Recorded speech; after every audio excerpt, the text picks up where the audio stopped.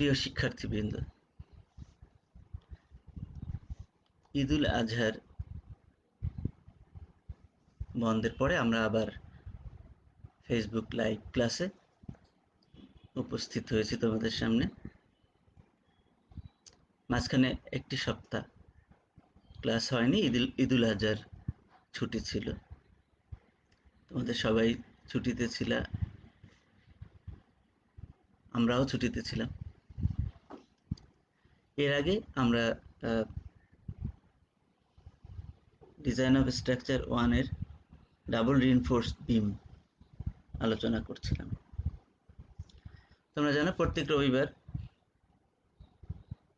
Civil ডিপার্টমেন্টের class হয়, সকাল 8টা থেকে শুরু হয় এবং বিভিন্ন সময় আধা ঘন্টা করে ক্লাসগুলো হয়। তো 9:30 থেকে 10টা পর্যন্ত ষষ্ঠ পর্ব সিভিল টেকনোলজির ডিজাইন অফ স্ট্রাকচার ক্লাসটা হয়ে থাকে, এটা যেটা আমি নেই। এবং তোমাদের বিগত ক্লাসটা ছিল ডাবল রিইনফোর্স বিম সম্বন্ধে। প্রিয় ছাত্রছাত্রীবৃন্দ, তোমরা জানো যে ক্লাসটা ধারাবাহিকভাবে আমি নিয়ে আসছি। যারা রেগুলার ক্লাস দেখছো তারা আমার নাম জানো, তারপরে আমি আমার পরিচয়টা দিই, তারপর ক্লাসের দিকে যাই। আমি মোহাম্মদ রেজাউল বাহার, ওয়ার্কশপ সুপার এবং বিভাগীয় প্রধান, civil, Barishal polytechnic institute, Barishal. Class শুরু করার আগে কিছু কথা তোমাদের মনোযোগ আকৃষ্ট করার জন্য বলছি। একটা হলো যে এই মাসটা আগস্ট মাস। এই মাসে দুইটি বড় জিনিস আমাদের সবার সামনে আছে। আমরা যারা বাংলাদেশি তাদের সবার সামনে এটা আছে। একটা হলো যে 1লা আগস্ট ঈদুল জোহা বা ঈদুল আজহা ছিল আমাদের। ঈদ মানে খুশি, আর এটা ঈদুল আজহা বা কোরবানির খুশি। কোরবানি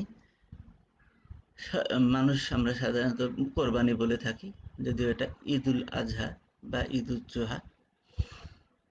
এটা ত্যাগের মাস। নিজের ভিতরে যে পশুত্ব আছে সেই পশুত্বকে নষ্ট করে দিয়ে মানুষ হবার সাধনার মাস, যেটা 1 তারিখে কোরবানির মাধ্যমে শুরু হয়েছে। তার আগে থেকেই শুরু হয়েছে, জিলহজ মাস যখন শুরু হয়েছে তখন থেকেই এটা শুরু হয়েছে। এটা সমগ্র মুসলিম জাহানের জাতির যে পিতা ইব্রাহিম আলাইহিস সালাম, তার থেকে শুরু হয়েছে। তোমরা জানো ইব্রাহিম আলাইহিস সালামের প্রিয় পুত্র 80 বছর বয়সে, বৃদ্ধ বয়সে পাওয়া পুত্রের কোরবানি, সত্যের জন্য কোরবানি দেওয়ার জন্য, জবাহ করার জন্য ইব্রাহিম আলাইহিস সালাম প্রস্তুত হয়ে গিয়েছিলেন। সেই থেকে আল্লাহ তাআলা এই নিয়মটা সবার জন্য জরুরি করে দিয়েছে, স্মরণ করায় দেওয়ার জন্য যে সত্যের জন্য প্রয়োজনে সবচেয়ে প্রিয় বস্তুকেও কোরবানি দিতে হয়। সত্যের জন্য, মঙ্গলের জন্য, সমস্ত ভালোর জন্য। তো এটা শুধু জবাই করে পশুর গোশত খাওয়ার জন্য নয়, বরং নিজেকে ন্যায়ের উপরে, সত্যের উপরে উঠানোর যে সাধনা, তার একটা আহ, একটা ধাপ, একটা স্টেপ, একটা স্মরণ করায় দেওয়া যে আমি সত্যের জন্য সব কিছুই করব। আর একটা তোমরা জানো যে বাঙালি জাতির পিতা, সর্বকালের সর্বশ্রেষ্ঠ বাঙালি বঙ্গবন্ধু শেখ মুজিবুর রহমান এই মাসে সপরিবারে শহীদ হয়েছিলেন। সেজন্য এটা শোকের মাস। আর শোককে শক্তিতে রূপান্তর করা, এটা হলো টার্গেট। তাই এই দুইটা জিনিস এই এবছর একই মাসে পড়ে গেছে। পহেলা পহেলা আগস্টে ছিল ঈদুল আজহা, জিলহজের 10 তারিখ। আর সামনে 15ই আগস্ট আসতেছে, যেটা জাতীয় শোক দিবস। আরেকটা জিনিস, এটা তোমাদের স্মরণ করায় দেওয়া যে তোমরাও সত্যের জন্য, ন্যায়ের জন্য নিজেকে তৈরি করবে, সত্য ন্যায়কে প্রতিষ্ঠার জন্য সংগ্রাম করবে। সংগ্রামের বিভিন্ন ডাইমেনশন আছে, সেটা তোমরা বড়দের কাছ থেকে শিখবে। আরেকটা জিনিস দেখো, আমি একটা ভিডিও তোমাদের সামনে চলছে, এখানে কিছু হাই রাইজ বিল্ডিং আছে। এই ভিডিওটা দেওয়ার উদ্দেশ্য হলো যে এখন কিন্তু পৃথিবী চতুর্থ শিল্প বিপ্লবে চলছে। চতুর্থ শিল্প বিপ্লব পৃথিবীতে শুরু হয়ে গেছে, বা ফোর ইন্ডাস্ট্রিয়াল ফোরে কিন্তু পৃথিবী চলছে। তার মানে এখন মেশিন টু মেশিন কাজ শুরু হয়ে গেছে অলরেডি।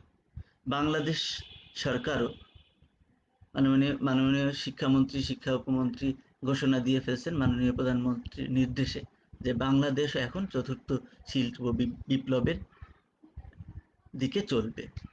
তো চতুর্থ শিল্প বিপ্লব, তার মানে মেশিন টু মেশিন যখন কাজ হবে, তখন তোমাকে সেই উপযোগী নিজেকে গড়তে হবে।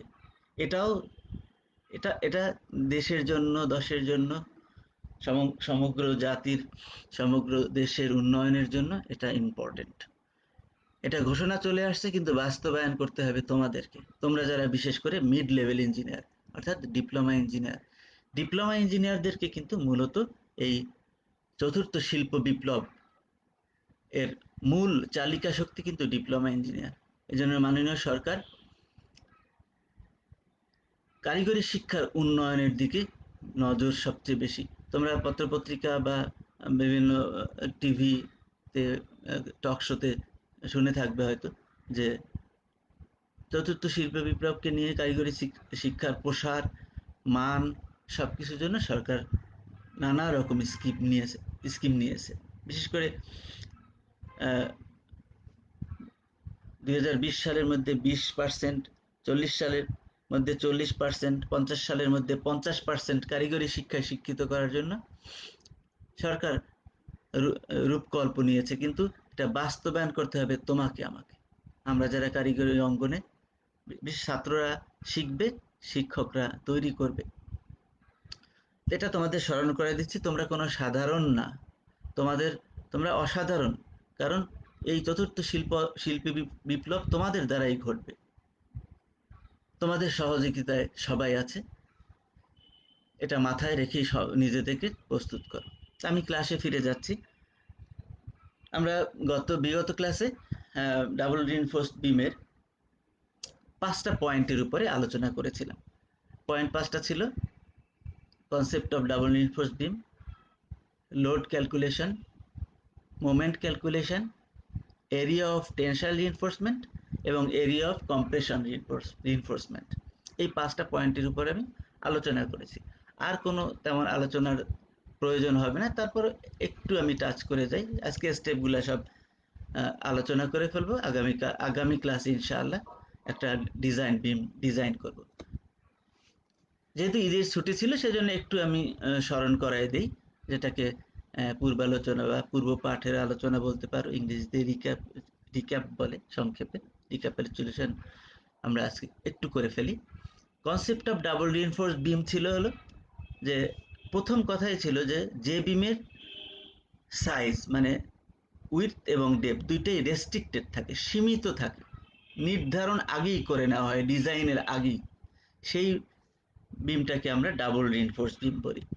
আবার আরেকটা হলো যে, যখন মোমেন্ট খুব বেশি হয়ে যায়, বিমের বড় আকারের বিম তৈরি হয়, সেক্ষেত্রে আমরা ডাবল রিইনফোর্স বিম তৈরি করি। যখন রিভার্সাল লোড বিমে তৈরি হয়, তখন আমরা ডাবল রিইনফোর্স বিম করি। এবং ডিফ্লেকশনের কারণে যখন সিঙ্কেজের সম্ভাবনা থাকে, তখন আমরা ডাবল রিইনফোর্স বিম তৈরি করি। এইগুলা বিগত ক্লাসে আলোচনা হয়ে গেছে। আমি এখন স্টেপ বাই স্টেপ তোমাদের সাথে আলোচনা করব। প্রথমেই লোড ক্যালকুলেশনে অন্য বিমের চাইতে ডাবল রিইনফোর্সমেন্টের লোড ক্যালকুলেশনটা সহজ। কেন? এখানে আমাদের সেলফ ওয়েটটা দেওয়াই আছে। তো প্রথমে সুপার ইম্পোজ লোড হিসাবে live load, wind load, earthquake বা অন্যান্য সমস্ত লোড তুমি ক্যালকুলেট করবে, ছাত্রদের জন্য দেওয়া থাকবে। আর দ্বিতীয়তে হলো self weight of beam.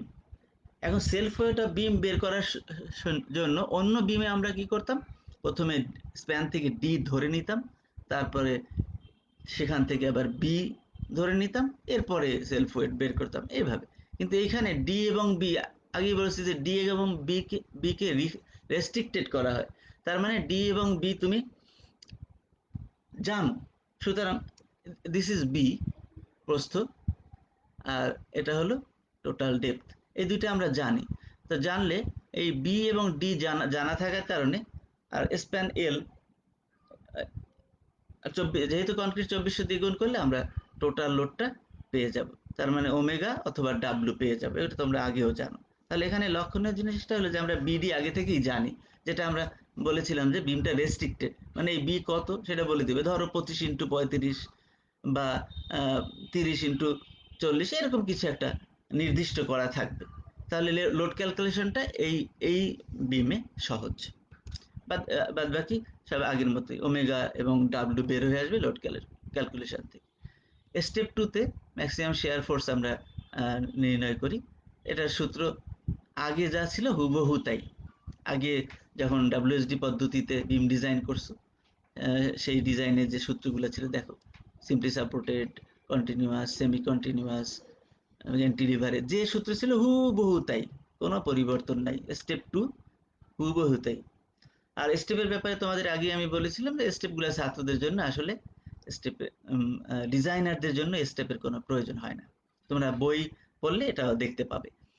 Moment, এরপরে মোমেন্ট ক্যালকুলেশন, এটা বিগত ক্লাসে আলোচনা করেছিলাম ডিটেলস, আজকে খেয়াল করো সেই আলোচনাটা বুঝতে পারছো কিনা। বেন্ডিং মোমেন্ট বের করার জন্য আগে যে সূত্রগুলো ছিল সেই একই সূত্র, কোনো পরিবর্তন নাই। Simply supported beam, fully continuous, semi continuous, ক্যান্টিলিভারের জন্য যে সূত্র ছিল সেই সূত্র ছিল, সেই সূত্রই থাকবে। কিন্তু নতুন যেটা আমরা করব সেটা হলো রেজিস্টিং মোমেন্টটাকে বের করে চেক করে দেখব যে ডিফারেন্সটা কীরকম হয়।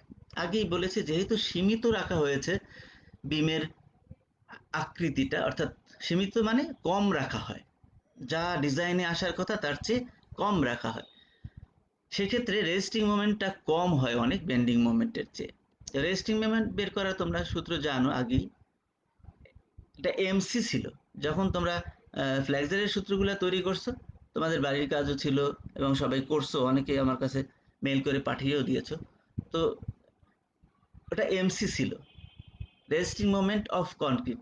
এমসি হলো R BD square, half FC J K BD square, মানে হাফ এফসি জে কে আমরা আর বলি, তাহলে আর বিডি স্কোয়ার। এইখানে আমরা রেজিস্টিং মোমেন্টটাকে M1 বলবো। দেখা যাবে যে বেন্ডিং মোমেন্টের চেয়ে রেজিস্টিং মোমেন্ট অনেক বেশি হবে, সুতরাং এক্সেস মোমেন্ট তৈরি হলো। কিন্তু ফ্ল্যাক্সারের সূত্রে আমরা কি ধরেছিলাম, এমসি সমান এমএস সমান এম, অর্থাৎ বেন্ডিং মোমেন্ট সমান রেজিস্টিং মোমেন্ট অফ কনক্রিট আর রেজিস্টিং মোমেন্ট অফ স্টিল, এই তিনটা সমান ধরেছিলাম, কিন্তু এখানে সমান হবে না, অনেক বেশি হবে, তাহলে এক্সেস মোমেন্টের তৈরি হবে। তাহলে এক্সেস মোমেন্ট হবে, এটাকে M2 বলবো আমরা। বেন্ডিং মোমেন্ট এবং রেজিস্টিং মোমেন্টের পার্থক্যটাই এক্সেস মোমেন্ট। এই এই এই স্টেপটা ভালো মতো মাথায় রাখতে হবে যে বেন্ডিং মোমেন্ট অনেক বেশি হয়ে যায়, বেন্ডিং মোমেন্টটা রেজিস্টিং মোমেন্টের চেয়ে অনেক বেশি হয়ে যায়, সেই কারণে আমরা বেন্ডিং মোমেন্ট থেকে রেজিস্টিং মোমেন্ট যদি বিয়োগ দিয়ে দিই তাহলেই এক্সেস মোমেন্টটা বের হয়ে যাবে, এটাকে M2 বলবো। রেজিস্টিং মোমেন্টটা M1, M2, তাহলে দুইটা মোমেন্ট এখানে বের হয়ে আসলো। এরপর আমরা চলে যাই, এখানে স্টেপ বলছি না, তোমরা ইচ্ছা করলে এটাকে স্টেপ 4 বলতে পারো, এরিয়া অফ টেনসাইল রিইনফোর্সমেন্ট। আমরা স্টেপ 4 এ সাধারণত ডি বের করি, কিন্তু যেহেতু ডি এখানে লাগছে না, সে এটাকে স্টেপ 4 বলতে পারো। আর আগেও বলেছি, এখন আজকেও বললাম যে আসলে স্টেপগুলো ছাত্র সুবিধার্থে। তো এরিয়া অফ টেনসাইল রিইনফোর্সমেন্টের ক্ষেত্রে যেহেতু মোমেন্ট দুইটা, তাহলে আমাদের দুইটা সূত্র ব্যবহার করে টোটাল এরিয়া অফ স্টিলটা বের করতে হবে। একটা হলো AS1, যেটা M1 এর সাথে সম্পর্ক, M1/FSJD, এটা হলো AS1। আর দ্বিতীয়টা হলো AS2, এটা হলো M2/FSJD। M2/FSJD, জেডি মানে নর্মাল ভাবে আমরা জেডি বলতে বুঝি লিভার আর্ম, জেডি মানে জে ইন্টু ডি, না, জেডি মানে আমরা লিভার আর্ম। এই জায়গায় AS2 এর ক্ষেত্রে জেডিটা ডি মাইনাস ডি ড্যাশ। কিভাবে? এখানে খেয়াল করো, চিত্রে খেয়াল করো, এইটা হলো কভারিং, উপরের কভারিংটা। এই কভারিংটাকে আমরা ডি ড্যাশ বলতেছি। তো যখন কম্প্রেশন বার হবে, তাহলে নিশ্চিত কম্প্রেশন বারের লব্ধি বলটা সি এখান দিয়ে কাজ করবে, মানে কম্প্রেশন বারের সেন্টার দিয়ে কাজ করবে। আর টেনশন বারেরটা তো আগের মতোই টেনসাইল বারের মাঝখান দিয়ে কাজ করবে। তাহলে লিভারটা হবে এটা। তাহলে খেয়াল করো, এখানে ডি হলো বিমের উপর থেকে টেনসাইল বারের সেন্টার পর্যন্ত হলো ডি। তার থেকে যদি এই কভারিংটা, মানে যেটাকে আমরা ডি ড্যাশ বলতেছি এখন, কভারিংটা বিয়োগ দাও, তাহলেই লিভার আর্ম বের হয়ে যাচ্ছে। তার মানে ডি মাইনাস ডি ড্যাশ হলো লিভার আর্ম। তাহলে AS2 হয়ে গেল। তাহলে টোটাল রিইনফোর্সমেন্ট হবে AS1 plus AS2, area of steel total tensile জোনের জন্য আমরা হেডলাইনই করেছি, area of tensile reinforcement.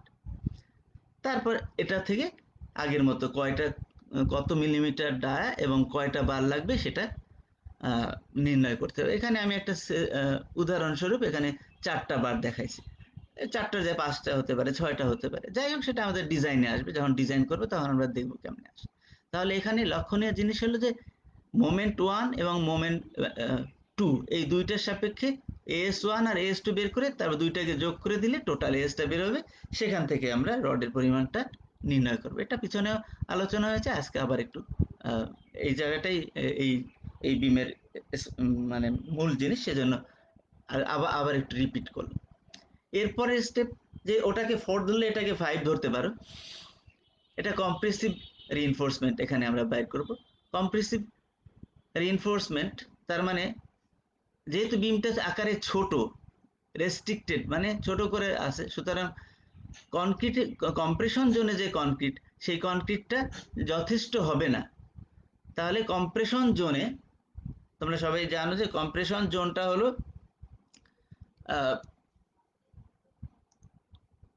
Neutral axis থেকে উপরের অংশটা কম্প্রেশন জোন। তাহলে এই কম্প্রেশন জোনে আমরা দেখো, কম্প্রেশন জোনে আমাদের স্টিল দিতে হচ্ছে, কারণ যেহেতু আকারটা ছোট হয়ে গেছে, সম্পূর্ণ চাপটা নিতে পারবে না, সেজন্য আমরা কম্প্রেশন জোনেও স্টিল দেব। তাহলে কম্প্রেসিভ রিইনফোর্সমেন্টটা বের করতে গেলে এক্সেস যে মোমেন্টটা হয়েছে সেটার কারণে কম্প্রেসিভ রিইনফোর্সমেন্ট লাগবে কম্প্রেশন জোনে।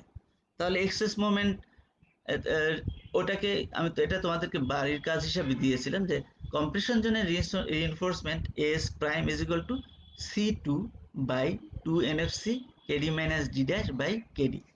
এই সূত্রের মাধ্যমে কম্প্রেসিভ রিইনফোর্সমেন্টটা বের হয়ে আসবে, যেখানে M2 is equal to C2 into lever arm হলো ডি মাইনাস ডি ড্যাশ।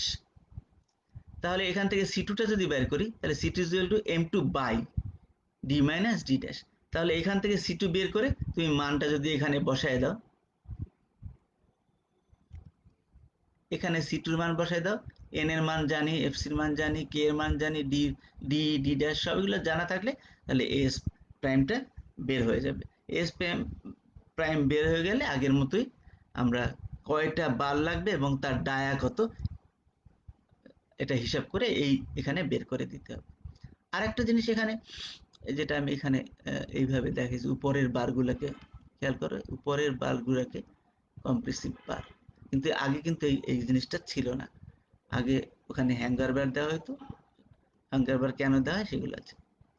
এই স্টেপে আর একটা জিনিস করতে হবে, সেটা হলো স্টিলের কম্প্রেসিভ স্ট্রেসটা চেক করে দেখতে হবে। Check of compressive stress of steel, এটার সূত্র হবে 2 NFC KD minus D dash by KD, মানে এইটা এখানে যেটা লেখা আছে এই সূত্রটা, এই সূত্রের মাধ্যমে যেটা হবে সেটাই হবে কম্প্রেসিভ স্ট্রেস অফ স্টিল। এটা অবশ্যই এফএস এর চেয়ে কম হতে হবে, এফএস এর চেয়ে বেশি হতে পারে না। স্টিলের যে অ্যালাইভেল স্ট্রেস এফএস, সেটার চেয়ে এটা কম হতে পারে, কম হবে, মানে সূত্র দিয়ে করে দিয়ে দেখবো যে কম হলো কিনা, যদি কম হয় তাহলে ওকে কমই হবে। তাহলে এই জিনিসটা এখানে চেক করে দেখতে হবে। তাহলে এই মূল আলোচনার বিষয়গুলা বা বোঝার জিনিসগুলা যা অন্য বিমে ছিল না তা কিন্তু হয়ে গেল। এরপরে অ্যাজ ইউজুয়াল আগের মতো আমরা চলবো। চেক ফর শেয়ার স্ট্রেস আমরা 6 নম্বর স্টেপে করি। সেখানে V is equal to VCR by BD, এগুলো তোমরা সব আগেই জানো। ভিসিআর হলো ভি এর ডি ডিস্টেন্স, যার সূত্র হলো ভিসিআর বের করার সূত্র হলো V minus omega D by 100। এখানে 100টা আনা হয়েছে কি জন্য? মিটার বানানোর জন্য। এগুলা সব আগে যেরকম, আবার এখন হুবহু আগেরটা রিকল করো, সেইটাই চলে আসবে। অ্যালাউয়েবল স্ট্রেস বের করতে হবে BC, BC is equal to 0.292 root over A prime C. এখন ভি যদি ভি সির চেয়ে বেশি হয় তাহলে স্ট্র্যাপ লাগবে, আর যদি কম হয়ে যায় তাহলে মনে আছে কি করতে হবে? ডি ডিস্টেন্স পরপর দিতে হবে। এখানে ম্যাক্সিমাম স্ট্রেস অফ বিম, এগুলো টি বিমের মধ্যে ভালো আলোচনা হয়ে গেছে। এখানে তারপর এখানে তোমাদের সুবিধার্থে লিখে রাখা হয়েছে, আগেও লেখা ছিল এখন। তাহলে দেখো কোনো পরিবর্তন আসে নাই, সহজেই স্টেপ 6 তোমরা করে ফেলতে পারবে। এরপরে আমরা স্টেপ 7-এ যেটা করি সেটা হলো স্পেস রিকোয়ার্ড ফর স্টিরাপ। এখানেও কোনো পরিবর্তন নেই, খেয়াল করো। সিম্পলি সাপোর্টেড বিমের জন্য যা আগে ছিল তাই আছে। Fully continuous, semi continuous. Semi কন্টিনিউয়াসের দুইটা এন্ড, একটা কন্টিনিউয়াস এন্ড আর একটা হলো ডিসকন্টিনিউয়াস এন্ড। কন্টিনিউয়াস এন্ডের জন্য 0.6, ডিসকন্টিনিউয়াস 0.4। যা আগে ছিল তাই তাই। আর হলো ক্যান্টিলিভার বিম, এগুলায় কোনো পরিবর্তন আসেনি, জাস্ট মান বসাই দিয়ে এ বের করতে হবে। এ বের করার পরে টোটাল স্পেস তোমরা জানো যে এখানে মানে পূর্বেই আমরা ডিজাইন করে ফেলেছি কয়েকবার। সেটা হলো যে জায়গায় আমরা স্ট্র্যাপ দেবো সেটা শুধু এতে না, এ প্লাস 2SD জায়গায় আমরা স্ট্র্যাপ দেব। তো এখানেও কোনো পরিবর্তন কিছু আসেনি, তোমরা অলরেডি এই সম্বন্ধে অভিজ্ঞ হয়ে গেছো। যারা রেগুলার কাজ করতে হোমওয়ার্কগুলো করতেছো তারা অভিজ্ঞ হয়ে গেছো। 8 নম্বরে আমরা স্পেসিং অফ স্ট্র্যাপ যখন বের করি তখন 3টা সূত্র থাকে। এই 3টা সূত্র হুবহু একদম প্রথম বিম ফ্র্যাকচারের সূত্র বের করার পর প্রথম রেক্ট্যাঙ্গুলার বিম যখন ডিজাইন করেছিলাম তখন যে 3টা সূত্র ছিল সেই 3টা সূত্রই কিন্তু থাকলো। এই 3টার মধ্যে যেটা মিনিমাম সেটাই হবে স্পেসিং। তো এখানে এভি হলো এরিয়া অফ স্টিরাপ, তার মানে একটা একটা স্টিরাপ ইন্টু লেগ। লেগ কয়টা থাকতে পারে এগুলা সব পিছনে আলোচনা হয়ে গেছে, তোমরা সহজেই পারবা। জাস্ট এগুলোকে আমি আবার লিখে দিয়েছি তোমাদের বোঝার সুবিধার্থে, মানে মনে মনে করানোর জন্য। বুঝে ফেলেছো অনেক আগেই। তাহলে স্টেপ 8 গেল। এরপর হলো বন্ড স্ট্রেস। বন্ড স্ট্রেস হুবহু আগের মতোই, মানে যা মূল আলোচনার বিষয় ছিল সেগুলা ঈদের আগের যে ক্লাসটা ছিল সেই ক্লাসটা ইম্পর্টেন্ট ছিল, সেটা আজকেও কিছু টাচ করে গেছি আমি, আর ঈদের আগে ডিটেলস আলাপ করেছিলাম। তো bond stress U equal to V by sigma naught JD. Sigma নটটা বের করার জন্য এন পাই ডি, এখানে এন হলো রডের মেইন বারের সংখ্যা আর ডি হলো মেইন বারের ডায়া। এখান থেকে আর আরেকটা হলো ইউ অ্যালোয়েবলটা বের করতে হবে 3.23 root over F prime C by D. U allowable হবে এই দুইটার মধ্যে। ইউ যদি ইউ অ্যালোয়েবলের চেয়ে ছোট হয় তাহলে বন্ডে সেফ হবে, সাধারণত ছোটই হবে। ছোট হয়ে গেলে সেফ বন্ডে সেফ হবে। তাহলে এখন তোমাদের বাড়ির কাজটা সেটা হলো স্টেপ 1 থেকে স্টেপ 9 না শুধু 10 পর্যন্ত পুরা ডাবল রিইনফোর্স বিমটাকে ভালো মতো চর্চা করবা এবং তোমার বই থেকে অথবা গাইড থেকে 2-3টা হোমওয়ার্ক হিসাবে 2-3টা ডিজাইন করে ফেলবা। আমরা একটা আগামী ক্লাসে ডিজাইন করব, তার আগেই করে ফেলবা। তাহলে তুমি তোমার সাথে এবং আমরা যেভাবে করব সেইটার সাথে ডিফারেন্সটা তুমি খেয়াল করবে। আমি এখানে তোমাদের সাজেশন দেব যে তোমরা বই থেকে করবা। গাইড থেকে যদি করো তাহলে গাইডে উদাহরণ আগে দেখবা, উদাহরণের কিছু অঙ্ক করে দেওয়া আছে, সেখানে উদাহরণের অঙ্কগুলা থেকে মিল এরকম কোনো অনুশীলনীতে যাবা। কারণ অনেক সময় দেখা যায় টাইপিস্টরা এমন এমন এমন কাজ করে রেখে দিয়েছে যে যেখানে ২,০০০ সেখানে তো ২০,০০০ লিখে রাখছে। তো তুমি ডিজাইন করতে গিয়ে তোমার মাথা গন্ডগোল হয়ে যাবে যে আমি তো সব ঠিক মতোই করছি। তাহলে ডিজাইনে এরকম হচ্ছে কেন? ডি এর মান আসার কথা ৪০, কিন্তু ডি এর মান এসে বসে আছে ১৫০। এগুলা গাইড ফলো করলে এই প্রবলেমগুলো হবে। যে কাজটা আধা ঘন্টায় হওয়ার কথা সেটা ৩ ঘন্টা লেগে যাবে। সুতরাং তোমরা যদি গাইড থেকেই নাও, আমি বলবো টেক্সট বই ফলো করো, টেক্সট বই ফলো করো। টেক্সট বই ফলো করলে তুমি ইঞ্জিনিয়ার হবা। গাইড ফলো করলে ইঞ্জিনিয়ার হতে পারবা না। তোমার জিপিএ যতই আসুক তুমি ইঞ্জিনিয়ার হতে পারবা না। টেক্সট বই ফলো করবা। তোমাদেরকে আমি ক্লাসে দেখাইও দিছি, বইয়ের লিস্ট দিছি, সবকিছুই দিছি, কোথায় পাবা, সিলেবাস কি, সবই দেখাই দিছি পিছনের ক্লাসগুলোয়। তারপরও যদি কেউ গাইড থেকে, গাইড সাথে রাখো, হেল্প করবে তোমাদের, যেহেতু তোমরা অভ্যস্ত না। তো গাইড থেকে যে অনুশীলনীর ওই অঙ্কগুলা, ওই ডিজাইনগুলা করো যেগুলা উদাহরণের সাথে কিছুটা মিল আছে, তার মানে ডাটায় মিল আছে, ডাটায়। না হলে উদ্ভট রেজাল্ট আসবে, তোমার ৩ ঘন্টা ৪ ঘন্টা খেয়ে ফেলবে একটা ডিজাইনে। তুমি দেখবে যে কি ব্যাপার, আমি তো সব ঠিক করতেছি, আসলেও তুমি ঠিক করতেছো, কিন্তু আহ, এখানে ডাটায় ভুল থাকার কারণে এই জিনিসটা হতে পারে। এরপর স্টেপ 10-এ গিয়ে, এটা আমি সবসময় বলি তোমাদের যে স্টেপ 10-এ আসলে এটা পরীক্ষায় দেয় না, কিন্তু পরীক্ষায় স্টেপ 10-ই দেওয়া উচিত, যে একটা ফিগার আঁকো। তো স্টেপ 10-এ যা থাকে, এটা একটা লং সেকশন, একটা ক্রস সেকশনে সবকিছু ডিজাইনে যা আসে তা দিয়ে দিতে হয়। অর্থাৎ এল, বি, টোটাল ডেপথ, তারপরে এখানে টেনসাইল রিইনফোর্সমেন্ট, এখানে কম্প্রেসিভ রিইনফোর্সমেন্ট, এগুলা, তারপরে স্পেসিং, এই সবগুলা এখানে দেখাই দিতে হয়। তো এই ছিল আজকের আলোচনা। আশা করি সবাই বুঝতে পেরেছো।